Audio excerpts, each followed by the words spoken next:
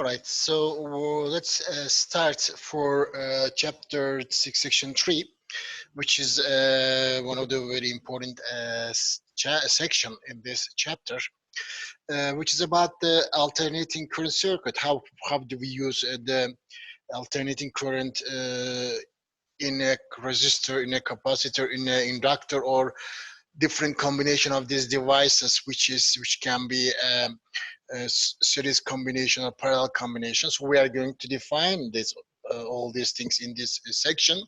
First, we know that a generator produces an alternating current, and we studied this in section 2. A generator, a generator is rotating inside a magnetic field. Remember, coils are rotating inside a magnetic field. We are changing the orientation of the coil with respect to magnetic field, and we induce an EMF and we induce a current in this coil.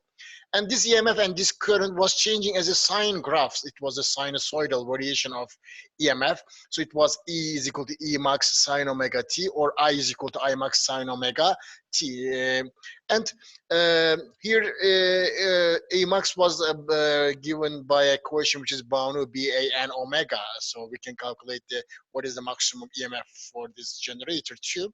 And according as time passes, so omega t, which is the angle or orientation of the loop with respect to magnetic field, is changing because the loop is rotating inside a magnetic field and then induces alternating EMF. In this section, only difference is instead of epsilon, which is the EMF, we are going to use a potential difference symbol, which is V. So E will change to V, E max will change to V max. So V is equal to Vm sine omega is going to be given as a potential difference or voltage equation for an AC generator. And we know that both current and EMF, or potential difference of a generator, vary as a sine wave or sinusoidal variation. So if this is the potential difference, so it's changing by time. So electric current also changing as time passes between a positive maximum value and negative maximum value. So these are how electric current of a coil of a generator and have potential difference or induced EMF of a coil of a generator changes as time passes. And in an AC circuit, we are going to get familiar with some devices. One of them is the generator, of course, which supplies electrical energy. This is the same symbol of generator, which is an alternating current generator. This sign is representing alternating. And a resistor, this is a symbol of the resistor. You are familiar from the 11th grade too. Capacitor, this is a symbol of capacitor, parallel plates, two parallel plates representing the capacitors. This is variable capacitor whose capacitance can change. And of course, coil, or another name, inductor. So this is the inductor. So we are going to connect these devices in AC circuit, and we are going to try to understand how this circuit runs or works. So first, I will define the resistor. In fact, you are familiar from the 11th grade what resistor is. In resistor in DC circuit, I will define first, and then resistor, how resistor reacts to an alternating current. So is there a difference between the direct current and alternating current? We are going to try to get this. So this is a battery direct current. It gives a direct current, which means current of the battery is constant all the time. So there is no change in the current. There is no change in potential difference. So this is the EMF of the battery. I added and I give a number for EMF, random number you can give. Every battery has its own EMF.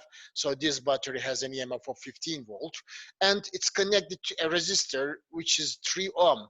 So then electric current will start from positive to negative. So there will be one directional constant steady current through the resistor.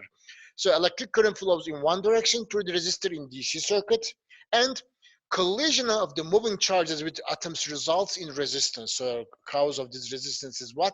The collision of the electrons. Which electrons? Electrons moving from the battery through this wire collides with the atoms of this resistor and produces a resistance. As a result of this collision, of course, these electrons will lose their energy, and this energy will be converted to heat. All heaters are running in this principle. So when the electrons are moving through the conductor, they collide with the atoms of this conductor, and then electrons are losing their energy, and then energy appears in the form of heat.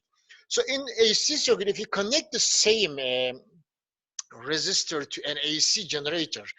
Of course, AC generator's potential difference is not constant, it's changing by time, but we know that every AC generator has a maximum value, so a potential difference. I gave a random number, 15 for this one, so to make them equal, this is always 15, this is but just some instant 15, which is the maximum value. We know that potential difference of generator is changing as a sine graph.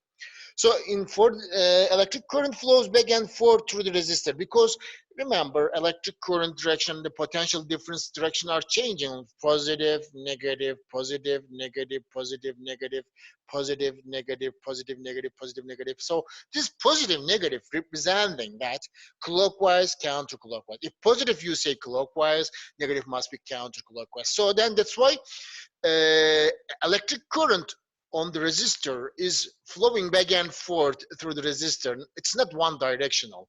Right, left, right, left, right, left, right, left, right, left. It's in AC circuit, electric current is moving, or in fact vibrating in this manner. But still there is collision of the vibrating charges with the atoms.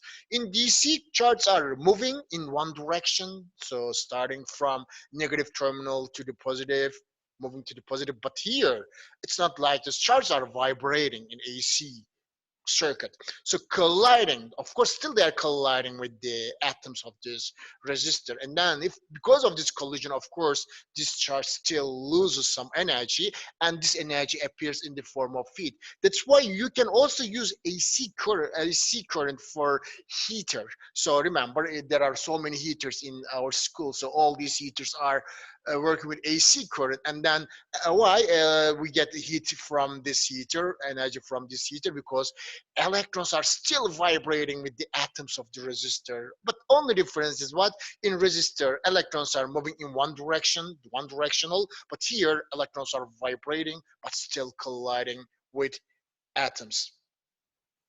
And we can get the electric current by using Ohm's law. Remember, Ohm's law is equal to IV divided by R. Potential difference divided by resistance of the conductor will give us the electric current on this circuit. So, but Ohm's law, I is equal to V divided by, holds for both AC and DC current. You can use this equation for AC, for DC. So you divide potential difference by resistance. So 15 divided by 3, you can get the current of this circuit. So this circuit has a current which is 5 ampere. But this electric current is the same all the time because in DC, direct current, potential difference does not change. Resistance is constant. That's why electric current will not change. It will be constant. But in AC circuit, it's not like this. You can calculate the maximum value of uh, alternating current. So it must be a maximum value of the potential difference, which is 15, divided by the resistance of the circuit, which is 3. If you divide 15 over 3, which is equal to 5 ampere. But this is the maximum value. Only the maximum value of the electric current is 5 ampere. So this is changing as time passes, like this. So this is the direct current. So potential difference, it was, remember, 15 volt. Electric current we calculated 5 ampere. All they are constant all the time. One, first, second, second, third, fourth, fifth, 10th, 11th. So all the time these potential difference in electric currents are constant. It is not changing. So there is no variation. In fact, I wrote here variation of the current or potential difference in the DC circuit, but there is no variation. It's a straight line. But in AC, it's not like this. So potential difference is changing as time passes. As potential difference changes, electric current also changes. We can only calculate the potential difference at the maximum value here. So the electric current at maximum electric current. How? 15 volt is the maximum potential difference divided by R, which is, remember, I gave us 3 ohm. 15 divided by 3, which is equal to 5 ampere. So electric current, which is the blue line, is changing between positive 5 and negative. It must be negative 5 ampere. So it's changing between these two values as time passes. So as you see, the difference between the direct current And alternating current is this. Direct current is always 5, always maximum, always greatest, but alternating current is maximum at some instant. Here it's maximum. Here it gets its maximum but negative value.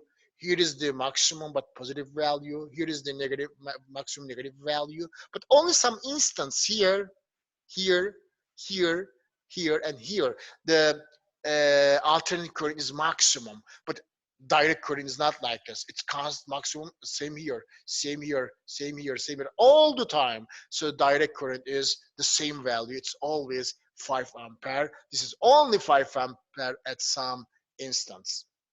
This is the difference between an alternating current and a direct current. And both AC circuit and DC circuit generate electrical energy and power. Yes, remember I said that there is a collision of the electrons. Only difference is what? In direct current, electrons are moving in one directional current we have, so then they collide with the atoms. However, in alternating current, electrons are colliding with the atoms by vibration. Only difference is that, but both of them produces electrical energy, both produces electrical power. Definition of the power is given as the rate at which electrical energy is converted to internal energy in a resistor. This internal energy, in fact, related to the heat. If internal energy of a substance increases, then this internal energy is given out as heat. It's think like a glass full of water. If you pull more water, what happens? If the glass is completely this uh, glass is completely full, if you put more water, so it's going to pour out. It's the same internal energy. If you add internal energy to a substance, then this substance will give this additional excess amount of internal energy to the environment, to the atmosphere, to the room, to the outside as heat. So the rate at which electrical energy is converted to internal energy in a resistor is called power. So in fact, equation for power is delta E over delta T. This is common equation for all types of power. Energy, when we say rate, remember it is delta T must be divided by delta T. But what must be divided by delta T? Energy. If you divide energy delta E by delta T, you are going to get the power. P is equal to delta E over delta T. This is common for all types of energy, but for electrical energy, power is product of electric current and potential difference of a resistor. Here is a resistor, as you see. Electric current through the resistor is given as I. Potential difference between the terminal of this resistor is V. If you multiply I and V, so you can calculate the power of this resistor. P is equal to I times V. Sometimes students are saying this as PUV. So this is the common equation for power. Now I'm defining the one which is about the direct current, so which is studied in the 11th grade. And we can write this equation in two alternative forms. One of them is, instead of V, according to Ohm's law, we can write I times R. Remember, verse. So I times R, I times R. So I squared times R. This is one of the equation, so very popular. And then we are going to use this equation so frequently in this section. This equation says that power is proportional to square of the electric current through this resistor. When the electric current increases, power also increases. If electric current increases by 2, so power increases by 4. So because it is squared. Second one is, you can write this equation is another alternative form. Instead of I, you can write V over R, V times V, which is equal to V squared time over R. So this is also possible. You can also calculate the power by in terms of potential difference. So, but again, as potential difference across the resistor doubles, so power also increased by a factor of 4. But this is just a few times will be used in this section, but this is very, very important. Many times will be used in this section. And at equal maximum currents, energy produced by an AC circuit and DC circuit are not equal. So why? So this is an AC circuit. So this is the electric current, which is positive 10 ampere and negative 10 ampere, it's changing. But this is direct current. It's always 5 ampere. So because electric current in AC is maximum only at some instant, here it's 5, here it's 5, here it's 5, here it's 5, here it's 5. but in DC always 5.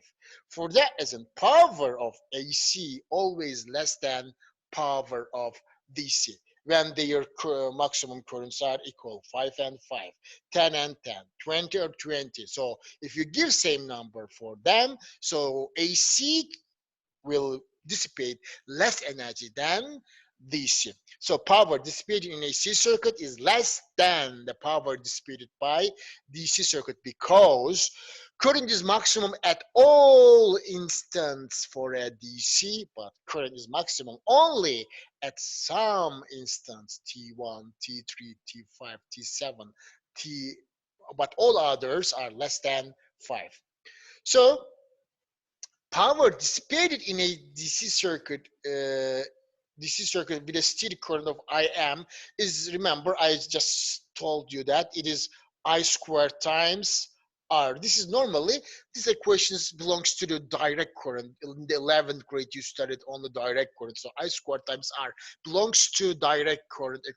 So I said that the value of this direct current is Im. Why did I do that? Because we want to compare them. That's why we give same numbers. Okay, Im and Im. So of course it's always Im in DC. There is no change. So maybe we should write I. But to make comparable these two graph, I gave same symbol Im and Im. So direct current's power is going to be Im squared times R. This is common, and we know about this from 11th grade.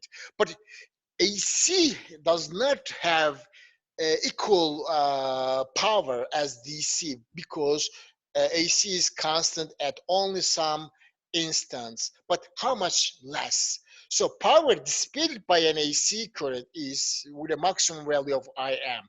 Yeah, this current, this alternating current, is giving power which is half of DC. So DC power, if I divide this DC power by 2, then I can get the energy of this alternating current. That's why I will write that. So power dissipated by an AC circuit with a maximum of Im is half of a DC, so which has also a maximum value of Im. So when maximum currents are equal, a DC circuit and a AC circuit can never have equivalent heating effect. So AC will have a power which is half of this DC. AC will have a heating effect or power or energy which is half of DC. And that's why we wrote that at equal maximum currents. What does it mean? So these values are the same, equal maximum currents. So power dissipated in a AC circuit of maximum value Im equals half the power dissipated in a direct DC circuit of steady current Im. So it was the equation for direct current power equation, Im squared or R, but AC must be half of that. We should divide this by 2 as I did here.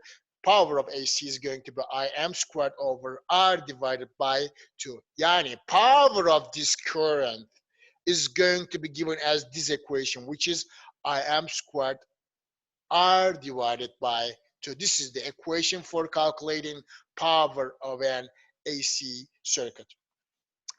If power dissipated by AC circuit of maximum current Im half of the power dissipated of DC current, so inverse, think inverse, power dissipated in a DC circuit of maximum value Im must be twice the power dissipated in AC circuit of steady current Im. So then DC current must have twice the power of an AC current when their maximum values or their current values are equal. And uh, when maximum currents are equal, a DC heater and AC heater cannot have equivalent heating effect. We know that. If the maximum, but if I make the maximum value of AC greater than steady electric current, remember it, we took them equal initially, but now I make the maximum value of AC greater than DC. DC is smaller than maximum value of AC. I made it greater. If I do that, it is possible to make these two current have equivalent heating effect. So then I can make them equal in power.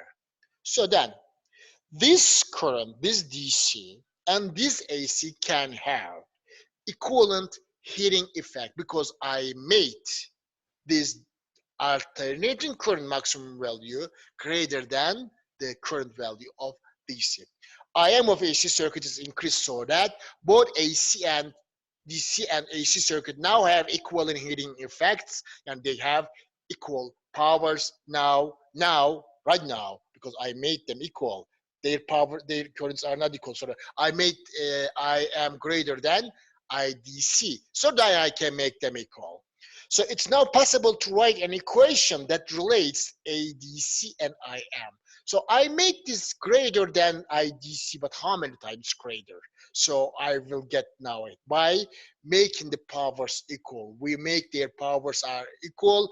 How? By increasing the maximum value of alternating current. So now I have power of DC and power of AC must be equal to 0 in this case, in this graph, not this graph. This is not equal. I make this greater. Sometimes students asking me, teacher, you said me they are not equal. Yes, if their maximum values are equal, they are not equal. But I did it here now. I am of alternating current greater than IDC. So then I can make them equal. So power of DC and power of AC are equal now. For DC equation is what? IDC squared times R. But for alternating current, what's the equation? I am squared I divided by 2. So these two are equal. Simplify R. IDC squared is equal to I am squared over 2. Then get the root of both sides. IDC is equal to I am divided by root 2. Or cross product, I am is equal to IDC multiplied by root 2. If you multiply this DC value by root 2, you can get the maximum value of alternating current which has equivalent heating effect. So IDC is I am divided by root 2. If you divide this I am by root 2, you can get IDC. Then you can say that yes, these two heaters, this AC heater and this DC heater now have equivalent heating effect. Two circuits have equivalent heating effects if the current of a DC circuit is 1 over root 2 times of the maximum value of the AC circuit. Look at here. Now they have equivalent heating effect, but power a current of DC is 1 over root 2 times of current of maximum value of the AC circuit. This 1 over root 2 times of the maximum current of AC circuit is known as effective value. If I multiply this I am by 1 over root 2, and if I divide I am by root 2, I will calculate the effective value. So in fact, effective value means that, so equivalent, what is equivalent of this AC circuit in DC? So what is equivalent of is AC circuit in DC? Calculating the effective value means this. Yani you are going to somehow convert this AC to DC by calculating this effective value. But effective value in the book is, of course, defined in a scientific way or more physical way, for which is the effective current, or another name sometimes called as root mean squared current. Both are representing the same thing. So the amount of direct current that would dissipate equal amount of energy in a resistor to an alternating current of maximum value IM over a cycle is called effective value or root mean square value of that alternating current. So I am going to now explain this on this graph. So the amount of direct current, this is direct current, the amount of direct current that would dissipate equal amount of energy in a resistor to an alternating current, this one, to an alternating current, which is red one, whose maximum values I am. So this direct current and this alternating current will have equivalent heating effect. They will dissipate equal amount of heat. And then we can say that this is the effective value. This direct current is the effective value of this alternating current. So this effective value is always less than the maximum value of the alternating current. As you see, maximum value is greater than effective value. And by dividing maximum value by root of 2, we can calculate the effective value of this current. So always less than the magnitude of the maximum value. Effective value can be considered as DC equivalent of AC circuit. It's my definition. Sometimes students want to give a meaning why we are doing this, because alternating current is continuously changing for instant to instant. So we need something which is not changing in calculations. That's why we are converting this alternating current to a direct current by calculating the effective value. One more thing, this RMS current or effective current is a little more than 2/3 of the maximum current. So if you divide this maximum current by 2/3, you will see that IE is very close to this 2/3 times IM. This definition is given in your book, better to know it for the case if it is asking in your exam. And alternating EMFs are also best discussed in terms of their RMS value. So because in fact, RMS value or effective value can be calculated for all types of functions which is changing as a sine graph. So current is changing as a sine graph, so you can calculate its effective value or RMS value. So potential difference is also changing as a sine graph, so you can calculate its effective value or RMS value by the same way. So maximum potential difference divided by root 2 will give us the effective value or RMS value of potential difference. And when you connect it to a device, a voltmeter or a meter or voltmeter to a device, you always measure the effective values. The effective value of the current EMF of an AC circuit can be measured using digital multimeter by choosing proper settings. So these devices only measures effective values. They don't measure the maximum values. Don't forget this. So every measuring device measures effective values, not maximum values, not instantaneous values. And there are some questions. These questions are not so difficult. In fact, so one of the questions says that a generator with a maximum output EMF, this is the maximum value VM, 205 volt, is connected to 115 ohm resistor. So R is equal to 115 ohm. Calculate RMS potential difference. Effective potential difference is asked. Find the RMS current, effective current through the resistor. Find the maximum current of the circuit in the circuit. So effective value, remember, maximum value divided by root of 2. Maximum value is 205. 205 divided by root of 2, which is effective value of this potential difference, 145. Next, calculate the RMS current. Use Ohm's law. You know what effective potential difference is. Effective potential difference divided by resistance will give an effective current or RMS current. So 145 divided by 115, which is equal to 1.26.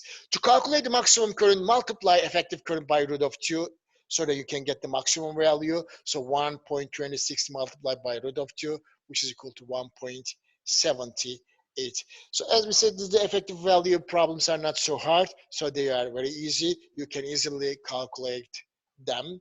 This is all about the effective value.